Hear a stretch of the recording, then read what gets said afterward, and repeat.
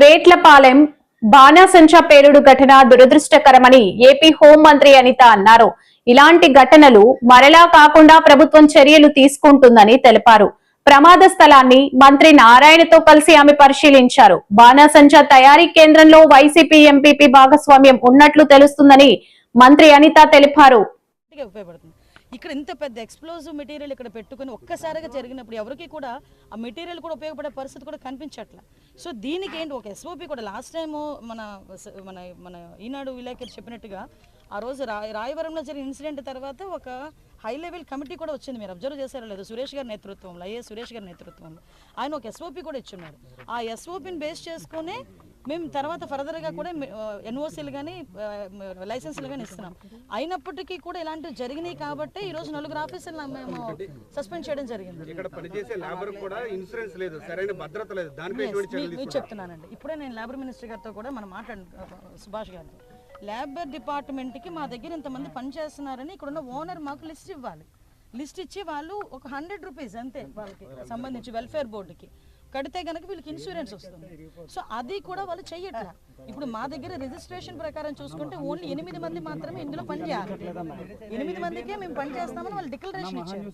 ఇప్పుడు అరౌండ్ ఇంతమంది ఇక్కడికి వచ్చి పనిచేస్తున్నప్పుడు అది ఆ పర్యవేక్షణ లోపం ఉంది కాబట్టి అధికారుల మీద చర్యలు తీసుకోవాలి. రాయవరం ఘటన తర్వాత ఎక్కడంత లోపల స్టాక్ పెడతారు అనేది ఎక్కడ కూడా తనిఖీలు చేయట్లేదు అనేది ఇక్కడ గ్రామస్తులు చెప్తున్నారు. అలాగే వ్యాపారస్తులు చాలా మంది అడిగితే ఎవరు అధికారులు రావట్లేదని చెప్తున్నారు. మరి లేబర్ ఏమైపోతున్నారు, అలాగే దీనికి సంబంధించినటువంటి అధికారులు ఏమైపోతారు? అందుకే కదండి, కాదండి ఒకటి మీరు అన్నది కరెక్టే.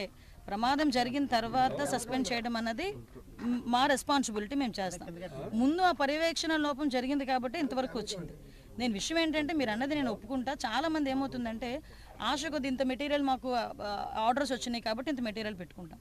నేనేమంటానంటే ఒక వ్యాపారస్తుడు, ఇలాంటి యూనిట్ నడిపే వ్యాపారస్తుడికి రెస్పాన్సిబిలిటీ ఉండదా అండి? నేను అదే కోరుకున్నా. ఇప్పుడు ప్రతి ఒక్కటి కూడా గవర్నమెంట్ ఒక పక్క నుంచి పర్యవేక్షిస్తుంది. ఇప్పుడు మెటీరియల్ తీసుకొచ్చే యాజమానికి ఈరోజు పాపం యాజమాని బతికాడా చెప్పండి? ఆయన కూడా ఇందులోనే చనిపోయే పరిస్థితి వచ్చింది. నేను ఏంటంటే కొంత మనం కూడా అలాంటి ప్రికాషన్స్, ఇలా యూనిట్స్ తయారు చేసే యజమానులు కూడా చిన్న చిన్న ప్రికాషన్స్ కంపల్సరీగా గవర్నమెంట్ సూచించిన సూచనల మేరకు చేసుకుంటే మంచిదని నా అభిప్రాయం. నైపుణ్యం లేని కార్మికుల వల్ల ఇలాంటి ప్రమాదాలు చోటు చేసుకోవడానికి అవకాశాలు ఎక్కువ. ఎగ్జాక్ట్లీ అండి. రాబోయే రోజుల్లో ఏ చర్యలు తీసుకోబోతున్నారు? అందుకే మొత్తం సీఎం గారు కూడా మళ్ళీ ఎన్ఓసీస్ అన్ని కూడా ఇవ్వడానికి అన్ని ప్రస్తుతానికి ఆపమని చెప్పారు. అన్ని ఆపుతున్నాం. అన్ని ఆపిన తర్వాత మళ్ళీ అసలు ఎంతవరకు స్కిల్ ఉన్నారు, ఎంతవరకు అన్స్కిల్డ్ ఉన్నారు, ఒకవేళ వాళ్ళకి ఏదైనా ఇన్సూరెన్స్ ఇవ్వడానికైనా సేఫ్టీ ప్రికాషన్స్ ఎలా తీసుకోవాలి, ఆ ఎస్ఓపిని ఎలాగ మనం ఇంప్లిమెంట్ చేయాలి అన్న దాని మీద కూడా ఒక కమిటీ కూడా ఏర్పాటు చేస్తున్నారు. దాని మీద తీసుకున్న తర్వాతనే ముడి సరుకు సంబంధించి ఎక్కడెక్కడ తెస్తారో మూలాలు గుర్తిస్తామన్నారు, కమిటీ వేసామన్నారు. మరి ఇల్లు కూడా గతంలో పెద్ద ఎత్తున ముడి సరుకు ఆల్రెడీ ఒక్క నిమిషం అండి, ముడి సరుకులు ఎక్కడి నుంచి కొంటున్నారు? మీకు ఒక విషయం చెప్తున్నా, ముడి సరుకు ఎక్కడి నుంచి కొంటున్నారు? ఇక్కడున్న ప్రతి పేపర్ ఎక్కడి నుంచి వచ్చింది, ర్యాప్ చేసే పేపర్ ఎక్కడి నుంచి వచ్చింది, అది పార్టీలకు సంబంధించి జగన్మోహన్ రెడ్డి పాంప్లెట్లు ఎందుకు ఉన్నాయి, అన్నీ మాట్లాడతాం. ఈ విషయం ఏంటంటే మీకు కూడా మాకు కూడా పొలిటికల్ కాదండి. ఎస్ ఎగ్జాక్ట్లీ, అది కూడా ఇన్ఫర్మేషన్ వచ్చిందండి. ఒక ఇన్ఫర్మేషన్ మాకు ఉందండి. ఇప్పుడు విషయం ఏంటంటే నేను పొలిటికల్గా మాట్లాడాలనుకుంటే మీరు ఏమైనా పొలిటికల్గా మాట్లాడాలి, నేను పొలిటికల్గా మాట్లాడతాను. కానీ పొలిటికల్గా మాట్లాడుకునే పరిస్థితి కాదు. సుమారుగా 20 మంది చనిపోయారు, కుటుంబాలు రోడ్డున పడ్డాయి. ఈరోజు గవర్నమెంట్ ఆదుకుంటుంది. ఇటువంటి సందర్భంలో నేనేమంటానంటే కంపల్సరీగా అందరం కూడా కలిసి దీని మీద ఒక కంక్లూజన్కి రావాలి, చర్యలు తీసుకోవాలి. మీరు అన్నది కరెక్ట్. దాని మీద కూడా ఇందాక ఎస్పీ గారు కూడా నాతో చెప్పున్నారు. లాస్ట్ ఇదే ఎంపీపీని ఇదే బ్లాస్ట్కి సంబంధించి ఒక 3 నెలలు కూడా ఏదో కేసులో ఆయన ఇరుక్కున్నాడు అన్నారు. ఒకసారి ఆ కోణంలో కూడా మేము ఎంక్వైరీ చేసుకున్నాం.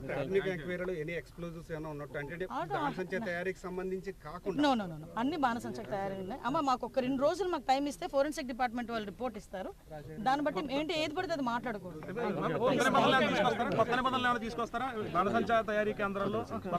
ఆల్రెడీ ఎంక్వైరీ వేసాం కదా, ఇచ్చిన రిపోర్ట్ బేస్ చేసుకుని తీసుకున్నాం. విస్ఫోటనం జరిగింది ఇక్కడ. ఫైర్ క్రాకర్స్ ఏదైతే మ్యానుఫ్యాక్చరింగ్ యూనిట్ ఉందో ఈ యూనిట్లో జరిగిన అత్యంత ప్రమాదకరమైన ఘటన నిన్న రాష్ట్రం మొత్తం ఒక్కసారి ఉలిక్కిపడేటట్టు జరిగింది. ఓవరాల్గా ఇందులోని 20 మంది ప్రాణాలు కోల్పోవటం, 9 మంది సుమారుగా హాస్పిటలైజ్డ్ అవ్వటం మనందరం కూడా చూస్తున్నాం. అయితే ఇన్సిడెంట్ ఇన్ఫర్మేషన్ గౌరవ ముఖ్యమంత్రి గారు పెన్షన్ల పంపిణీ కార్యక్రమంలో చీపురుపల్లిలో ఉన్నారు.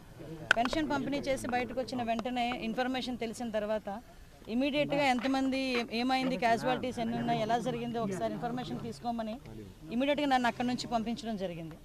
నేను బయలుదేరిన కొద్దిసేపటికి ఇంకా సారే ఇంత పెద్ద విస్ఫోటనం జరిగిన తర్వాత కంపల్సరీగా నేను వెళ్ళాలి, అక్కడ ఏం జరిగిందో చూడాలి, వాళ్ళందరికీ కూడా భరోసాగా నుంచోవాలని గౌరవ ముఖ్యమంత్రి గారు మీరు అబ్జర్వ్ చేశారు.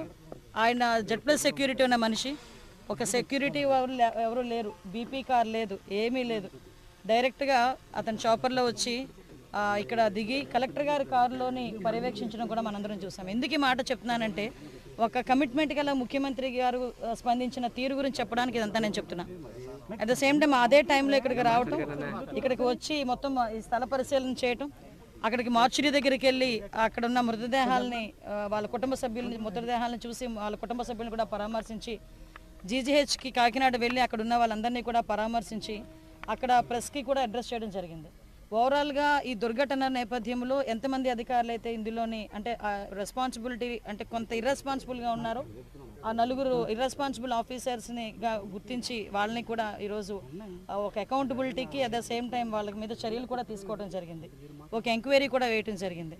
ఇక్కడికి వచ్చిన తర్వాత మేము కూడా నేను గౌరవ నారాయణ గారు, అదేవిధంగా మాధవ్ గారు, మన సుభాష్ గారు, సానా సతీష్ గారు, ఎంపీ గారు, మనందరం కూడా ఇక్కడికి వచ్చిన తర్వాత మేము చూసిన తర్వాత కూడా ఇక్కడ చూస్తే ఊరికి దూరంగా ఉన్నప్పటికీ కూడా ఇక్కడ మా దీంట్లోని కూడా అనుకున్న దానికన్నా ఎక్కువ మెటీరియల్ ఇక్కడ పడ్డం, ఇక్కడ ఉండటం, వాటితో పాటు ఎంతమంది ఉండాలో అంతమంది కన్నా ఎక్కువ మంది లేబర్ ఇక్కడ పనిచేయటం, ఇవన్నీ కూడా ల్యాబ్సెస్ చూసాము. గౌరవ సీఎం గారు కూడా దానికి చాలా 80% ఆఫ్ పీపుల్ అందరూ కూడా 100% SCBCలో ఉన్నారు. వాళ్ళందరూ కూడా రోజువారీ కూలి పని చేసుకుని బతికే బతుకులు. ఆ రోజు వీళ్ళు ఇక్కడికి వచ్చి ఆ కూలి పని చేసుకుంటేనే కానీ వాళ్ళ ఇల్లు గడవలేని పరిస్థితి. సో వాళ్ళందరికీ కూడా అండగా నిలబడాలి. ఎవరు తప్పిదం ఎవరిదైనప్పుడు తర్వాత విషయం, కానీ ముందు మనం అండగా నిలబడాలనే ఉద్దేశంతో గౌరవ సీఎం గారు కూడా ప్రభుత్వం తరపు నుంచి 20 లక్షల రూపాయల ఎక్స్గ్రేషియా, అదేవిధంగా కుటుంబ సభ్యులకి ఇల్లు లేవన్న వాళ్ళకి హౌసింగ్ ఇవ్వడానికి, కొంతమంది తల్లిదండ్రులు కోల్పోయిన ఇద్దరిని కోల్పోయిన పిల్లల్ని కూడా చదివించే బాధ్యత, ఇవన్నీ కూడా గౌరవ ముఖ్యమంత్రి గారు అదేవిధంగా మన